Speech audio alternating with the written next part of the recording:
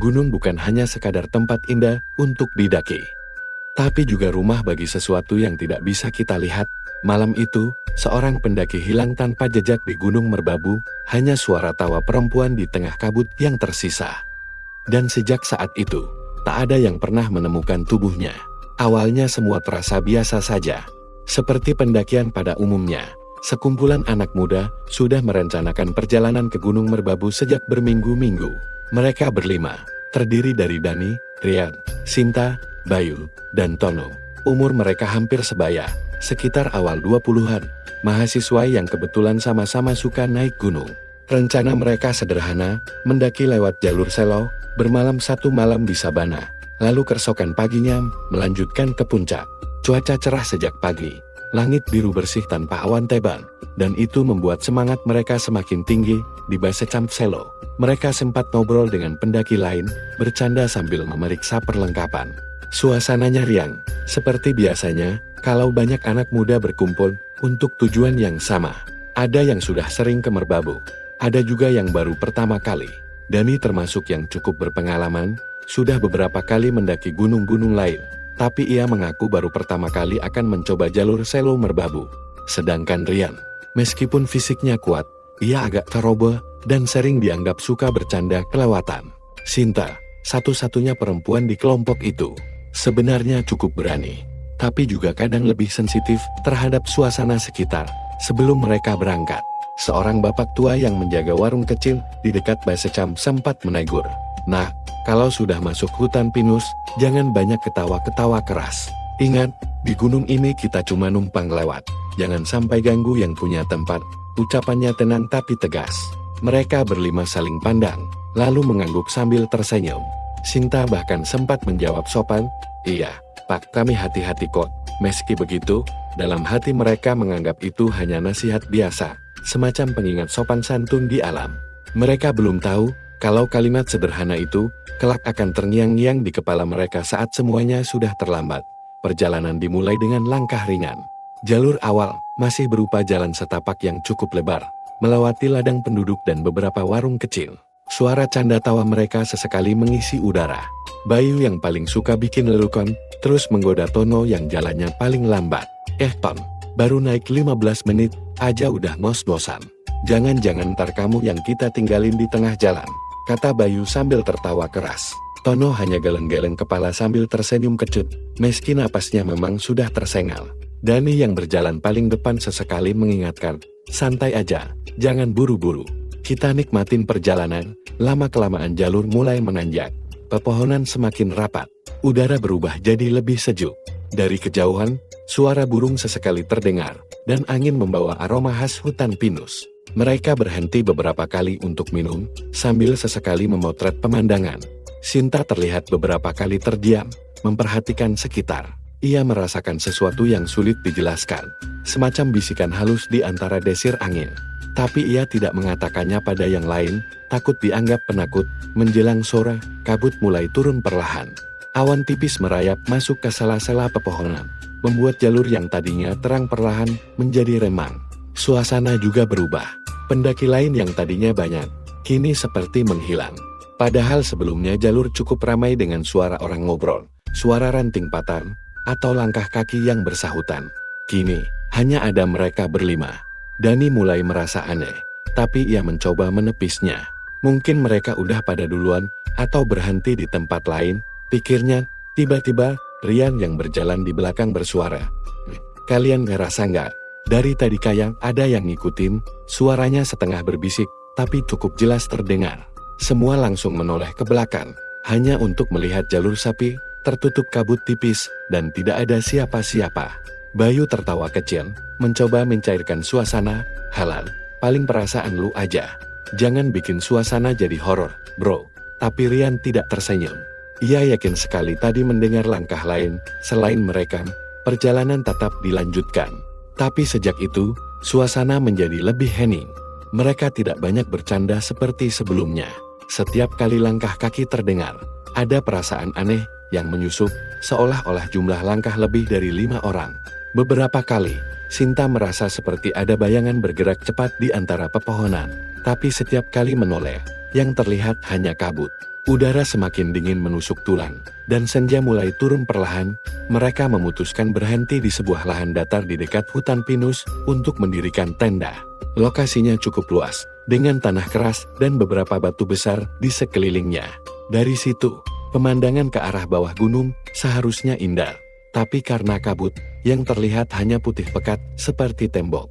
Api unggun kecil mereka nyalakan, sekadar untuk menghangatkan badan. Saat makan malam, suasana mulai cair lagi. Bayu kembali bercanda. Rian sudah agak tenang, meski masih sesekali menoleh ke arah hutan.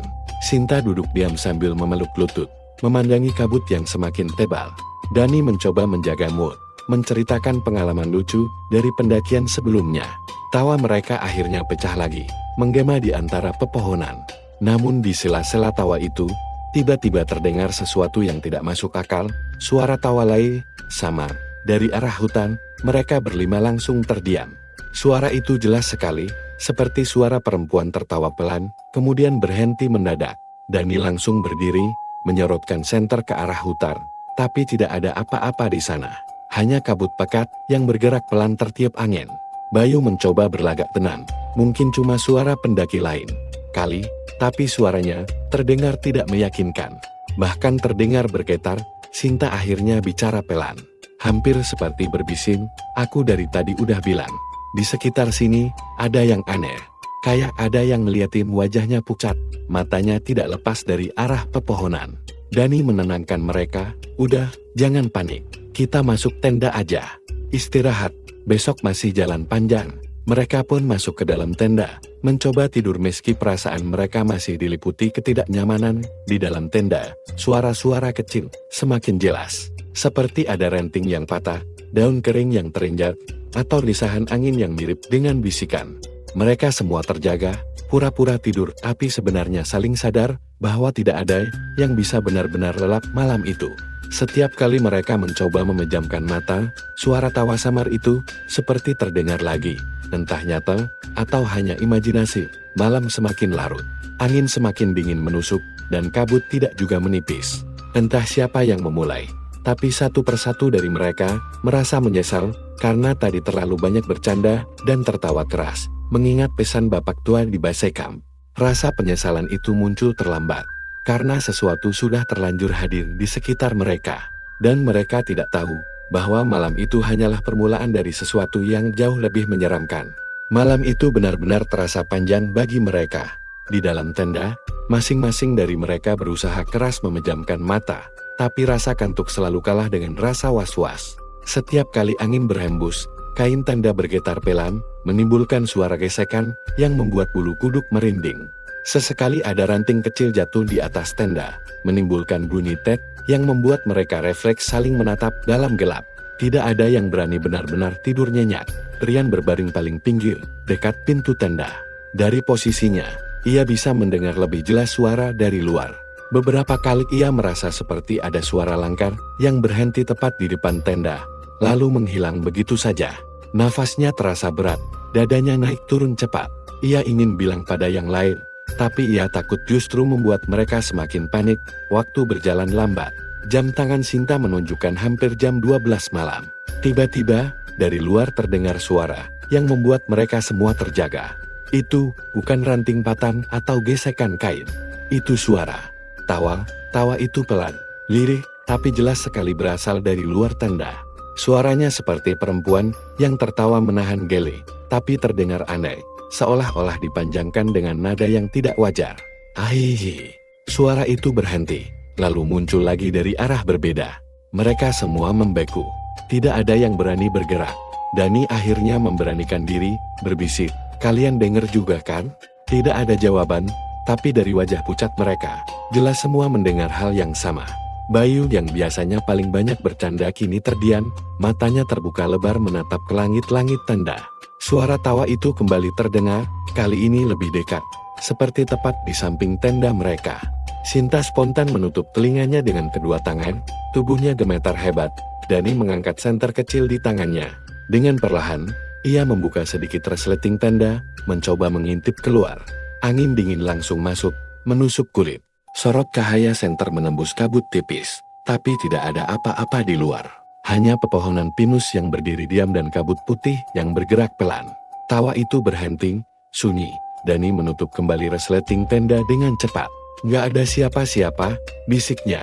Meski ia sendiri tidak yakin dengan kalimat itu. Mereka semua berusaha diam, berharap suara itu tidak terdengar lagi. Tapi semakin mereka diam, semakin jelas suara lain masuk ke telinga mereka. Bukan lagi tawa, melainkan suara langkah pelan di sekitar tenda. Seperti seseorang berjalan mengitari mereka dengan sepatu yang menapak di tanah basah. Langkah itu berhenti di satu titik, lalu terdengar lagi di titik lain, seolah-olah ada yang sedang mengelilingi tenda dengan sengaja. Rian tidak tahan lagi. Ia berbisik keras, hampir setengah berteriak, "Siapa di luar? Jangan main-main." Tidak ada jawaban, hanya hening. Kemudian, tiba-tiba, suara tawa itu terdengar lagi. Kali ini persis di belakang tenda mereka, keras, jelas, dan terdengar seperti berada sangat dekat. Hahaha. Lucinta menjerit kecil sambil menutup wajahnya dengan sleeping bag. Bayu meraih pisau lipat kecil dari saku tasnya. Meski ia tahu benda itu tidak akan banyak berguna. Dani mencoba tetap tenang, meski keringat dingin bercucuran di dahinya. "Kita jangan keluar. Apapun itu, jangan keluar," katanya tegas. Mereka semua berusaha bertahan di dalam tenda, saling merapatkan tubuh. Jam terus berjalan, tapi waktu terasa beku. Entah berapa lama, mereka mendengar suara-suara itu. Tawa, langkah, bahkan bisikan samar yang tidak jelas, kata-katanya. Sampai akhirnya, menjelang subuh, semuanya tiba-tiba berhenti. Seolah-olah tidak pernah ada apa-apa. Saat matahari mulai muncul dan kabut perlahan menipis, mereka memberanikan diri keluar dari tenda. Udara dingin masih menusuk, tapi cahaya pagi memberi sedikit keberanian. Mereka menoleh ke sekeliling, mencoba mencari jejak. Tanah di sekitar tenda lembab, penuh dengan dedaunan kering. Dan di situ, jelas sekali terlihat jejak kaki. Bukan hanya satu atau dua, tapi banyak, mengelilingi tenda mereka dengan pola yang berputar, yang membuat mereka makin merinding. Bentuk jejak itu tidak normal. Bukan seperti sepatu pendaki, melainkan kaki telanjang. Dan ukurannya kecil, seperti kaki perempuan.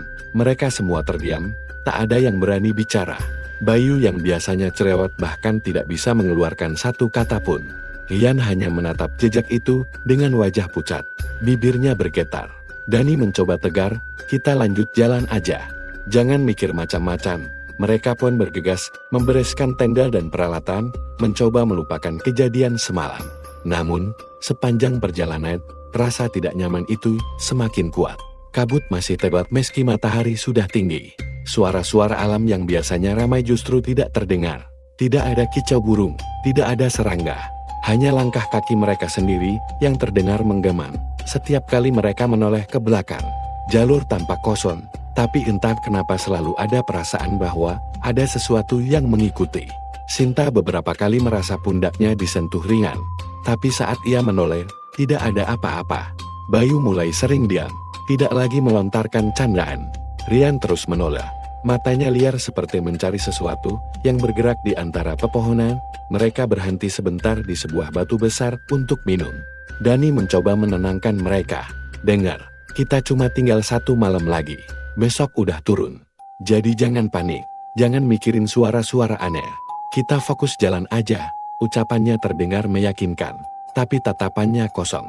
Ia sendiri merasa ada yang tidak wajar sejak semalam. Ketika mereka hendak melanjutkan perjalanan, tiba-tiba terdengar suara pelan dari arah belakang. Suara perempuan, memanggil dengan nada lembut. Rian semua terdiam. Rian membeku di tempat. Suara itu jelas sekali menyebut namanya. Mereka menoleh serentak, tapi tidak ada siapa-siapa. Hanya kabut tebal dan hutan pinus yang berdiri diam. Rian gemetar, matanya merah, wajahnya pucat. Kalian dengar juga kan?" Tanyanya dengan suara bergetar. Tidak ada yang menjawab, tapi dari ekspresi wajah mereka, jelas semua mendengar hal yang sama. Sejak saat itu, langkah mereka semakin cepat, seolah ingin segera menjauh dari tempat itu. Namun, rasa diawasi tidak pernah hilang. Dan suara-suara aneh itu terus mengikuti, kadang terdengar jelas, kadang hanya samar. Yang pasti, sesuatu sudah mulai bermain dengan mereka. Mereka tidak tahu, itu baru permulaan. Mereka terus berjalan dengan langkah yang lebih cepat dari biasanya, seolah ingin segera keluar dari kabut yang menutup pandangan. Nafas mereka terengat, bukan hanya karena lelah, tapi juga karena rasa takut yang menekan dada. Tidak ada yang lagi berani bercanda, bahkan suara mereka nyaris tidak terdengar, selain helaan napas yang berat. Ryan yang sejak tadi gelisah, terlihat semakin pucat. Ia berjalan sambil sesekali menoleh ke belakang. Matanya liar seperti orang yang terus dikejar sesuatu.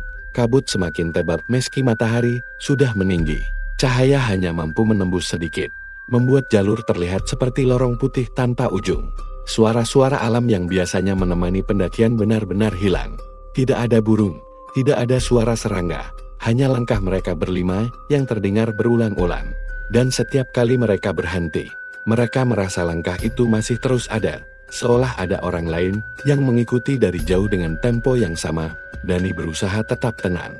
Ia paling depan, memimpin langkah dengan senter di tangan, meskipun sebenarnya cahaya tidak terlalu diperlukan di siang hari. Namun kabut yang pekat membuatnya terasa seperti malam.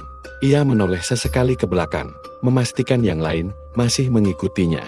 Sinta berjalan tepat di belakang Dani, wajahnya menunduk, memeluk jaketnya erat-erat.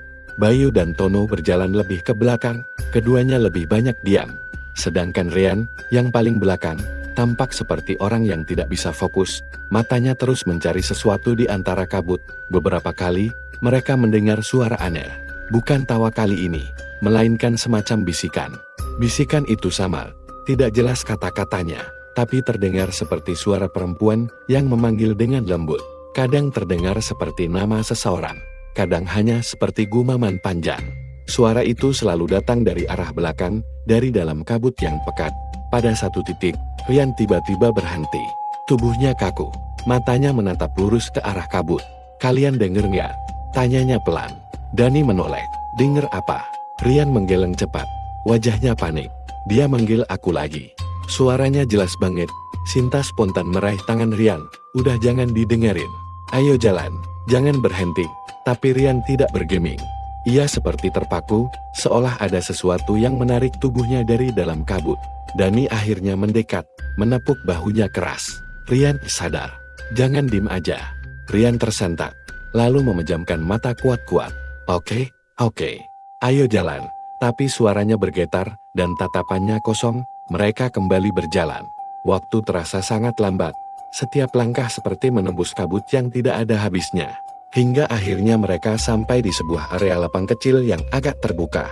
Kabut di tempat itu sedikit lebih tipis, dan mereka bisa beristirahat sejenak. Mereka duduk di atas batu besar, membuka bekal ringan. Meski tidak ada yang benar-benar punya selera makan, suasana sunyi sekali. Hanya suara angin yang sesekali melewati daun-daun pinus. Sinta menunduk sambil memeluk lutut. Bayu menatap kosong ke tanah, sementara Dani mencoba berpikir keras bagaimana caranya membuat suasana lebih tenang. Tono mengusap wajahnya berulang kali, tampak sangat lelah. Ryan duduk agak menjauh, matanya tetap menatap ke arah kabut, seolah takut kehilangan sesuatu yang ia lihat. Tiba-tiba, dari kejauhan, terdengar lagi suara itu. Kali ini lebih jelas. Suara perempuan tertawa lirih, bukan tawa keras, tapi cukup untuk membuat mereka semua saling pandang. Ryan langsung berdiri, matanya membesar. "Itu dia, itu yang dari tadi manggil aku," katanya dengan suara tinggi. Dani segera menarik lengannya. "Ryan, duduk, jangan kemana-mana." Tapi Ryan malah mencoba melepaskan diri. "Kalian nggak ngerti, dia butuh aku." Suaranya jelas banget. Ia berusaha melangkah ke arah kabut, tapi Dani dan Bayu menahannya dengan kuat. Terjadi tarik-menarik, Ryan berontak dengan tenaga yang mengejutkan. "Lepasin, aku harus pergi," teriaknya. Sinta menangis ketakutan, sementara Tono hanya bisa memegangi kepalanya, bingung harus melakukan apa. Akhirnya, setelah cukup lama, Dani berhasil membanting tubuh Ryan ke tanah dan menahannya. "Lo sadar nggak, Sir? Itu bukan manusia. Itu bukan orang yang butuh lo. Itu sesuatu yang pengen lo ikutin, biar lo hilang," kata Dani keras. Ryan terdiam sejenak, nafasnya terengah, matanya merah. Ia menutup wajah dengan kedua tangan, lalu mulai menangis pelan. Suasana makin mencekam. Mereka semua benar-benar takut, tapi tidak bisa berhenti sekarang. Setelah Ryan agak tenang, mereka kembali berjalan. Namun sejak itu, langkah Ryan semakin goyah, dan ia lebih sering diam. Sesekali ia masih menoleh ke arah kabut, seperti ada yang terus memanggil dari sana. matahari mulai condong ke barat, kabut tetap tidak menipis. Mereka tahu harus segera mencari tempat untuk bermalam lagi, tapi lokasi yang mereka pilih selalu terasa tidak aman. Akhirnya mereka menemukan area yang agak datar, meski tidak seluas sebelumnya. Dengan terpaksa, mereka mendirikan tenda di sana. Malam kedua di gunung itu jauh lebih menyeramkan dari sebelumnya. Angin berhembus lebih kencang, membuat suara-suara aneh dari ranting dan kain tenda yang bergetar. Api unggun tidak bisa menyala lama karena kayu basah, jadi mereka hanya mengandalkan lampu senter. Suasana gelap, dingin, dan sunyi. Saat mereka duduk melingkar di dalam tenda, tiba-tiba suara itu terdengar lagi. Tawa perempuan, kali ini lebih jelas, seolah-olah datang dari dalam hutan tidak jauh dari mereka. Mereka semua terdiam, jantung berdegup kencang. Rian menegakkan tubuhnya, matanya berbinar aneh. Itu dia. Aku harus pergi, bisiknya. Dani langsung menahan bahunya. Jangan bodoh, lo nggak kemana-mana. Tapi kali ini Rian tersenyum aneh. Senyum yang tidak pernah mereka lihat sebelumnya. Senyum itu tipis, dingin, seperti orang yang sudah tidak peduli pada apapun. Kalian nggak ngerti. Dia udah nunggu aku, katanya pelan. Malam itu, mereka semua tidak bisa tidur. Suara tawa itu terus terdengar, kadang dekat, kadang jauh. Suara langkah juga kembali muncul, mengitari tenda, sama seperti malam sebelumnya. Bedanya, kali ini lebih jelas, lebih berat. Seolah ada banyak orang yang berjalan, mengelilingi mereka. Dan di tengah ketegangan itu, tanpa mereka sadari, Rian sudah tidak ada lagi di dalam tenda. Pagi itu, kabut tipis masih menggantung di sekitar tenda mereka. Udara gunung yang dingin menusuk kulit, membuat siapapun enggan keluar dari kantong tidur. Namun, di tengah rasa malas itu, mereka baru menyadari sesuatu yang janggal. Tenda terasa lebih lega dari biasanya. Dani yang terbangun lebih dulu memandang ke sekeliling, lalu mendapati bahwa Rian tidak ada. Ia mengira Rian mungkin keluar untuk buang air, jadi ia tidak terlalu khawatir pada awalnya. Namun, menit demi menit berlalu, Rian tak juga kembali. Rian mana? Tanya Sinta sambil mengucek matanya yang masih mengantuk. Suaranya serak, menandakan baru saja terbangun. Dani menghela napas, nggak tahu, mungkin ke sungai kecil yang semalam kita lewati. Tapi setelah mereka cek, Rian tidak ada di sekitar aliran air itu. Tidak ada suara langkah, tidak ada bayangan, seolah ia benar-benar lenyap begitu saja. Panik mulai meliputi mereka. Tas karir milik Rian masih di dalam tenda. Bahkan jaket tebal yang biasanya ia pakai untuk tidur, tertinggal rapi. Seakan-akan Rian keluar dalam keadaan terburu-buru. Tanpa sempat membawa apapun, mereka kemudian memutuskan untuk menyusuri jalur sekitar tenda, memanggil namanya keras-keras. Rian, jangan bercanda, balik sini. Namun, hanya gema suara mereka sendiri yang kembali, terpantul di antara pepohonan pinus yang menjulang tinggi. Suasana jadi aneh. Alam terasa terlalu sepi, seolah menyimpan sesuatu yang tidak ingin dibagikan. Dani melihat jejak kaki samar yang menurun ke arah hutan. Jejak itu tidak terlalu jelas, karena tanah sudah agak kering. Tapi cukup terlihat, kalau ada seseorang yang berjalan ke sana. Mereka mengikuti jejak itu dengan penuh harap, berdoa agar Rian hanya tersesat sebentar. Tapi semakin jauh mereka melangkah, jejak itu tiba-tiba berhenti begitu saja di tengah kabut. Tidak ada tanda kemana langkah itu berlanjut, tidak ada bekas sepatu lain, hanya tanah kosong. Mana mungkin jejak berhenti gini aja? Gumam Dika sambil menghela napas berat. Ia mencoba melangkah lebih jauh, tapi justru makin bingung, karena jalurnya tertutup kabut tebal. Sinta mulai menangis kecil, rasa takut benar-benar menguasai dirinya. Aku bilang dari semalam, suara tawa itu aneh. Jangan-jangan dia yang manggil Rian. Ucapannya membuat bulu kuduk semua orang berdiri. Mereka berusaha menepis pikiran buruk itu, tapi dalam hati, mereka juga tahu, ada kemungkinan kengerian itu benar adanya. Mereka memutuskan kembali ke tenda. Berharap Rian sudah menunggu di sana dengan wajah cengengesan sambil bilang, kalau itu hanya lelucon. Tapi kenyataannya, tenda mereka kosong, tidak ada siapapun. Malam berikutnya, menjadi waktu paling mencekam bagi mereka. Tidak ada lagi obrolan ringan, tidak ada lagi tawa, hanya ketakutan yang menggantung. Sekitar pukul 11 malam, saat kabut turun lebih pekat dari biasanya, suara itu kembali terdengar. Suara tawa perempuan, pelan, tapi jelas, terdengar dari balik pepohonan. Kali ini, tidak hanya sekali, tapi berkali-kali, seolah ingin memastikan mereka sadar kalau memang ada yang sedang mengawasi, dengar nggak? Itu suaranya lagi. Bisik Dani sambil meremas senter di tangannya dengan kencang. Tidak ada yang berani menjawab. Mereka hanya saling berpandangan dengan mata membelalak. Keringat dingin menetes meski udara begitu beku. Dan di tengah tawa itu, ada satu hal yang membuat mereka semakin pucat. Mereka mendengar suara langkah. Langkah berat, seperti sepatu gunung menyeret di tanah, mendekat ke arah tenda mereka. Langkah itu berhenti tepat di depan tenda, lalu hening. Tidak ada suara apapun, selain degup jantung mereka yang berdebar kencang. Mereka tidak berani membuka resleting tenda, hanya bisa menahan napas sambil berdoa dalam hati. Ketika pagi datang, mereka keluar dengan tubuh lemas. Tidak ada siapapun di sekitar, tidak ada jejak sepatu, tidak ada tanda kehidupan. Tapi yang membuat mereka hampir pingsan, adalah sesuatu yang tergeletak di tanah, tepat di depan pintu tenda mereka.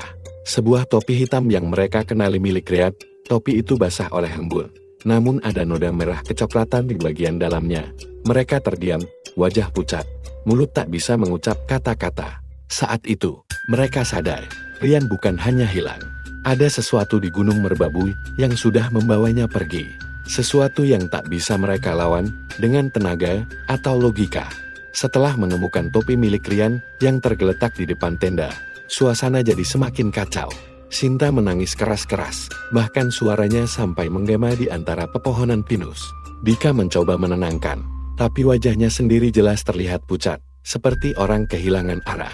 Dani hanya terdiam sambil memegang topi itu, memperhatikan noda merah kecoklatan yang ada di dalamnya. Ia tidak yakin itu darah, atau hanya tanah yang menempel, tapi perasaan di hatinya jelas tidak enak. Mereka bertiga akhirnya sepakat untuk segera turun gunung dan meminta bantuan. Mereka tidak bisa lagi mencari Rian sendirian. Jalur setapak yang biasanya terlihat mudah, sekarang terasa menyeramkan. Kabut menutup pandangan, ranting pohon bergesekan pelan, membuat bunyi seperti bisikan samar yang seakan mengikuti langkah mereka. Kadang Sinta menoleh ke belakang, yakin ada bayangan yang bergerak di antara kabut. Tapi setiap diperhatikan, tidak ada apa-apa. Sesampainya di pos pendakian, mereka langsung melapor ke tim Basekam. Mendengar ada pendaki hilang, para petugas segera menghubungi tim Air dan beberapa relawan warga. Wajah-wajah para pendaki lain yang sedang turun berubah serius. Tidak ada yang berani menganggap itu bercanda. Beberapa jam kemudian, pencarian dilakukan. Tim Air menyebar. Ada yang naik ke arah jalur utama. Ada juga yang menyisir hutan pinus di dekat tempat tenda mereka. Dani, Sinta, dan Dika ikut dalam pencarian, meski dalam hati mereka sebenarnya sudah ketakutan setengah mati saat menyisir hutan pinus. Salah satu warga yang ikut membantu tiba-tiba berhenti. Ia menunjuk ke arah batang pohon yang besar, agak tersembunyi oleh semak. "Lihat itu," katanya dengan suara bergetar. Semua orang mendekat, dan di sana terlihat sebuah kertas kecil yang tertempel di batang pohon dengan bekas tusukan ranting. Kertas itu tampak lusuh, seperti kena embun semalaman. Dani mengambilnya dengan hati-hati. Saat kertas itu dibuka, semua orang langsung terdiam. Tulisan tangan di atas kertas itu begitu jelas, "Jangan ikut aku." Dia yang memanggil. Sinta hampir pingsan membaca kalimat itu. Ia menutup wajahnya dengan kedua tangan, menangis ketakutan. Dika hanya menggeleng pelan, tidak percaya dengan apa yang sedang mereka lihat. Dani mencoba berpikir jernih, tapi otaknya seperti berhenti bekerja. Bagaimana mungkin Rian sempat menulis pesan ini? Dan siapa dia yang dimaksud dalam tulisan itu? Seorang warga yang lebih tua ikut membaca, lalu berbisik pelan, "Ini bukan pertama kalinya. Sudah beberapa kali ada pendaki hilang di sini, dan selalu ada yang bilang." Mereka mendengar suara perempuan tertawa. Sebelum hilang, suasana makin mencekam.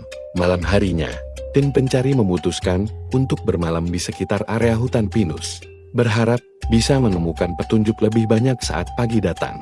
Dani dan yang lain ikut duduk di sekitar api unggun bersama para relawan. Mereka mencoba menguatkan hati, tapi rasa takut tak bisa disembunyikan. Sekitar tengah malam, saat api unggun mulai mengecil dan udara semakin dingin, suara itu terdengar lagi. Tawa perempuan. Kali ini tidak jauh, tapi terdengar sangat dekat, seperti di antara barisan pohon tepat di belakang mereka. Suara itu pelan di awal, lalu tiba-tiba berubah jadi keras, nyaring, seperti mengejek mereka yang hanya bisa ketakutan. Semua orang berdiri spontan, menyenter ke segala arah. Tapi seperti sebelumnya, tidak ada apapun di sana. Hanya kabut, pepohonan, dan angin dingin yang menembus jaket, yang membuat bulu kuduk semakin berdiri. Di tanah dekat api unggun, tiba-tiba terlihat jejak kaki baru. Jejak sepatu gunung, ukurannya sama persis dengan yang biasa dipakai Rian. Jejak itu muncul begitu saja. Padahal, tidak ada seorang pun yang berjalan ke arah sana. Jejak itu mengarah masuk ke dalam hutan, menembus kabut yang semakin pekat. Dani menelan ludah, tubuhnya gemetar, lalu berbisik, "Itu jejak Rian." Tapi tak ada yang berani mengikuti jejak itu. Malam itu juga, semua hanya bisa menatap, berdiri kaku, mendengarkan tawa yang perlahan mereda entah kemana. Malam itu jadi malam terpanjang dalam hidup mereka. Malam yang penuh dengan pertanyaan yang tak berani mereka jawab. Keesokan paginya, udara Gunung Merbabu terasa lebih dingin dari biasanya. Kabut turun lebih tebal, sampai jarak pandang cuma beberapa meter. Tim SAIR yang sudah berkumpul kembali menyiapkan rencana pencarian. Dani, Sinta, dan Dika ikut berdiri bersama mereka. Wajah mereka pucat dan mata sembab, karena hampir tidak tidur semalaman. Tawa itu masih terngiang di telinga, seolah-olah sengaja menempel di kepala mereka. Pagi itu tim terbagi menjadi beberapa kelompok. Ada yang tetap menyisir jalur utama pendakian, ada yang turun ke arah lembah, dan sebagian lainnya menyusuri hutan pinus, tepat di jalur misterius tempat jejak kaki Rian semalam terlihat. Dani, meski ketakutan, memilih ikut dalam rombongan yang masuk ke hutan. Katanya, ia tidak bisa diam saja, kalau sahabatnya mungkin masih ada di dalam sana. Langkah demi langkah, terasa begitu berat. Tanah yang becek, karena embun membuat sepatu mereka menancap dalam, meninggalkan jejak-jejak baru, yang bercampur dengan jejak lama. Tapi yang membuat semuanya merinding, jejak kaki Rian yang mereka lihat semalam masih jelas terlihat, seolah baru saja dibuat. Jejak itu menembus kabut, berkelok-kelok di antara pepohonan, tapi tidak pernah benar-benar terlihat ujungnya. "Ini kayak nggak ada habisnya," gumam salah satu relawan dengan suara pelan. Sinta yang ikut berjalan di belakang terus menunduk, takut kalau tiba-tiba ada sesuatu yang muncul dari balik kabut. Sesekali ia merasa ada tangan yang hampir menyentuh pundaknya, tapi ketika menoleh, hanya angin dingin yang menyentuh kulitnya. Nafasnya semakin pendek, dada sesak, tapi ia memaksa terus maju di tengah pencarian. Salah satu anggota SAIR tiba-tiba menghentikan langkah. Ia menunjuk ke pohon pinus yang besar, di mana ada sesuatu yang menggantung. Dari jauh tampak seperti kain. Ketika didekati, ternyata itu adalah sal hitam yang sangat dikenali oleh mereka bertiga. Sal milik Rian, yang kemarin sore masih dipakai untuk menutupi lehernya dari dingin. Sal itu tergantung di cabang pohon rendan. Ujungnya basah, dan yang lebih mengerikan, ada noda merah samar di kainnya. Sinta langsung menjerit kecil, tubuhnya lemas. Dani memungut sal itu dengan tangan gemetar. Rasanya seakan semakin jelas bahwa mereka sedang dikejar-kejar sesuatu yang sengaja meninggalkan tanda-tanda. Seolah ada yang ingin mempermainkan mereka. Pencarian dilanjutkan lebih jauh. Jejak kaki terus mereka ikuti, menurun ke lembar yang penuh dengan kabut pekat. Suara burung yang biasanya ramai di pagi hari hilang sama sekali. Yang terdengar hanyalah bunyi ranting patah ketika diinjak dan nafas mereka yang berat. Sesekali, angin bertiup membawa aroma aneh seperti bau anyir darah bercampur dengan tanah basah. Tiba-tiba, di antara kabut, terdengar suara yang membuat semua orang terhenti. Suara itu lirih, nyaris seperti bisikan, tapi jelas terdengar, "Tolong aku." Semua saling berpandangan. Itu suara Rian, atau setidaknya terdengar seperti Rian. Dani spontan berteriak, "Rian, itu kamu? Di mana kamu?" Mereka semua menunggu jawaban, tapi hanya Henning yang kembali. Beberapa langkah kemudian, suara itu terdengar lagi, kali ini lebih dekat. "Tolong aku di sini." Hati Dani bergetar. Ia merasa benar-benar mendengar suara sahabatnya. Tapi salah satu anggota SAIR dengan wajah tegas berkata, "Jangan sembarangan. Itu bisa jadi bukan dia." Dan benar saja, ketika mereka bergerak mengikuti suara itu, jejak kaki yang tadinya jelas, tiba-tiba berhenti di tanah yang lembut. Tidak ada kelanjutan, seakan orang yang berjalan itu mendadak menghilang di tengah jalan. Semua kembali terdiam, merasakan hawa dingin yang semakin menekan dada mereka. Sinta mulai menangis lagi. Ia berbisik, "Aku nggak kuat. Kenapa rasanya kayak ada yang ngetawain kita dari tadi?" Dani dan Dika menoleh cepat, karena kata-katanya terasa aneh. Dan saat itu juga, seolah mengonfirmasi ucapan Sinta, suara tawa itu terdengar lagi. Kali ini, tidak samar, tapi jelas, nyaring, dan terdengar dari segala arah sekaligus. Semua orang panik, menyorotkan senter ke kiri dan kanan. Tapi hanya kabut tebal yang mereka lihat. Beberapa anggota SR mencoba tetap tenang, memberi isyarat untuk tidak berpencar. Namun suasana benar-benar kacau. Tawa itu naik turun, kadang terdengar seperti anak kecil, kadang seperti perempuan dewasa, kadang bahkan seperti suara Rian sendiri yang dipelintir jadi aneh. Dani merasa bulu kuduknya berdiri semua. Ia memeluk Shal Rian erat-erat sambil berteriak ke kabut, "Kalau itu kamu, tunjukin dirimu. Jangan main-main." Tapi jawabannya hanya tawa, panjang, menggema, lalu perlahan menghilang. Meninggalkan hening yang lebih menyeramkan daripada suara apapun. Hari itu pencarian dilanjutkan sampai sore, tapi tidak ada hasil. Tidak ada tanda-tanda keberadaan Rian, selain Shal dan jejak kaki yang tiba-tiba terputus. Bahkan anjing pelacak yang dibawa oleh tim SR Pool tampak kebingungan. Berputar-putar di satu titik seakan mencium sesuatu. Lalu tiba-tiba merengek ketakutan, tidak mau maju lagi saat malam turun. Mereka kembali kecam dengan tubuh lelah dan pikiran kacau. Tidak ada yang bisa tidur dengan nyenyak malam itu. Dan lagi-lagi, di antara kabut pekat dan dinginnya udara merbabu, suara tawa itu muncul. Kali ini lebih pelan, seolah berbisik di telinga satu persatu dari mereka. Membuat semua orang terjaga semalaman. Menatap kosong ke api unggun yang hampir padam, mereka mulai sadar, ini bukan sekadar pendakian biasa. Mereka sedang berhadapan dengan sesuatu yang tak bisa dijelaskan dengan logika. Sesuatu yang mungkin memang berkuasa di hutan pinus merbabu. Hari-hari pencarian terus berjalan, tapi hasilnya tetap sama, nihil. Rian tidak ditemukan, bahkan bayangan atau tanda keberadaannya pun tidak ada. Shal dan topi yang tertinggal hanyalah satu-satunya barang yang membuktikan kalau ia sempat berada di sana. Tim SR sudah menyisir hampir semua jalur, masuk ke hutan pinus, turun ke lembah, bahkan menyisir tebing curam dengan tali, tapi semuanya kosong. Seperti Rian ditelan bumi, Dani, Sinta, dan Dika mulai kehilangan harapan. Tubuh mereka lelah, pikiran kacau, mata bengkak, karena kurang tidur dan menangis. Setiap malam suara itu selalu datang. Tawa perempuan yang sama, kadang gaul, kadang dekat, seolah-olah sengaja mempermainkan mereka. Ada satu malam, Dani bahkan mendengar suara yang mirip Rian memanggil namanya dari balik kabut. Tapi ketika ia berlari keluar tenda, tidak ada siapapun di sana. Hanya kabut tebal yang terasa semakin dingin, menusuk tulang. Dan tawa kecil yang menggema samar. Tim SR akhirnya memutuskan menghentikan pencarian di hari kelima. Semua sudah dilakukan. Semua jalur sudah diperiksa, tapi tidak ada hasil. Keputusan itu terasa pahit, terutama bagi Dani. Ia masih ingat jelas bagaimana Rian tertawa saat mereka baru sampai di base camp. Bagaimana wajahnya terlihat senang ketika memandang puncak merbabu yang tertutup kabut. Dan kini, sahabatnya itu hilang tanpa jejak. Sebelum mereka benar-benar turun gunung, seorang warga desa yang ikut membantu pencarian mendekati mereka bertiga. Wajahnya serius, matanya menatap tajam, seakan ingin menyampaikan sesuatu yang penting. "Kalian harus tahu," katanya pelan. "Bukan sekali ini pendaki hilang di hutan pinus merbabu. Ada yang bilang, kalau kalian mendengar suara perempuan tertawa, berarti ada yang sedang memperhatikan. Dan kalau ada yang dipanggil, biasanya orang itu tidak akan kembali." Sinta menutup telinganya, tidak mau mendengar. Dika hanya terdiam, menunduk.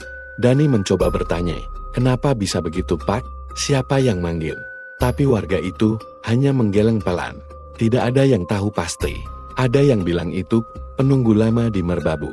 Ada juga yang percaya itu arwah pendaki yang dulu hilang dan sekarang menjerat pendaki lain. Tapi satu hal yang pasti, kalau sudah ada yang hilang, karena panggilan itu jarang sekali bisa ditemukan lagi.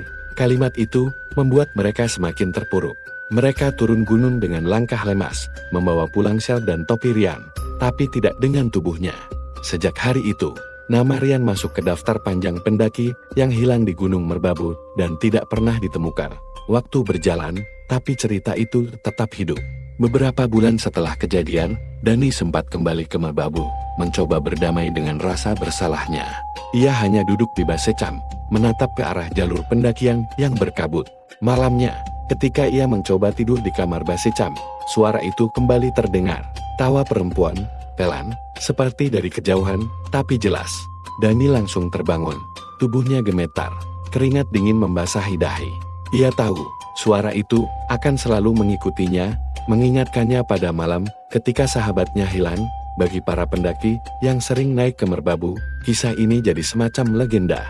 Banyak yang sudah mendengar cerita tentang suara tawa tengah malam di hutan pinus. Ada yang menganggapnya sekadar mitos untuk menakut-nakuti pendaki baru. Tapi bagi Dani, Sinta, dan Dika, itu bukan sekadar cerita. Mereka mendengar sendiri, mereka melihat sendiri jejak-jejak aneh. Mereka merasakan sendiri teror yang sulit dijelaskan, dan sampai sekarang, misteri itu tidak pernah terjawab. Kemana perginya Rian? Siapa yang memanggilnya malam itu? Apakah ia masih hidup di suatu tempat yang tak bisa dijangkau manusia? Atau sudah menjadi bagian dari penunggu Merbabu yang hanya muncul lewat tawa di tengah malam? Tidak ada yang tahu. Yang jelas, setiap kali kabut turun menutupi hutan pinus Merbabu, setiap kali malam terasa terlalu sepi, orang-orang akan selalu teringat pada kisah itu. Tentang seorang pendaki yang hilang tanpa jejak, dan suara tawa yang terdengar dari kegelapan. Sebuah misteri yang tidak pernah terjawab, dan mungkin memang tidak akan pernah ada jawabannya. Itulah misteri pendaki yang hilang di Gunung Merbabu. Sampai hari ini, suara tawa itu masih jadi legenda, menghantui siapapun yang berani bermalam di hutan pinusnya, Bintang Jadi. Kalau kalian mendengar tawa di tengah malam saat mendaki, jangan pernah mencoba menoleh. Karena bisa saja, itu adalah panggilan terakhir kalian. Terima kasih sudah mendengarkan cerita ini. Jangan lupa dukung channel Kenari Malam dengan cara like, share, dan subscribe. Karena masih banyak kisah horor nyata yang akan membuat kalian merinding setiap malam.